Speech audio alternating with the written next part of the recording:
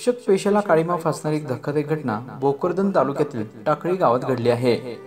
मिळालेल्या प्राथमिक माहितीनुसार टाकळी गावातील जिल्हा परिषदेतील हा एक धक्कादायक प्रकार आहे।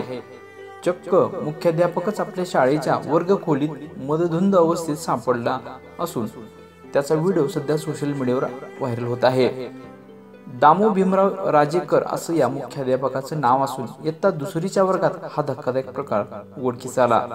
ज्यावेळी गावचे माजी सरपंच आणि अन्य काही नागरिक त्या ठिकाणी गेले होते त्यावेळी मुख्याध्यापक स्वतः मदधुंद अवस्थेत असल्याचं त्यांच्या निदर्शनास आलं आणि त्यांनी त्या जागेवरच त्याला लघुशंका देखील केल्याची पाहिली।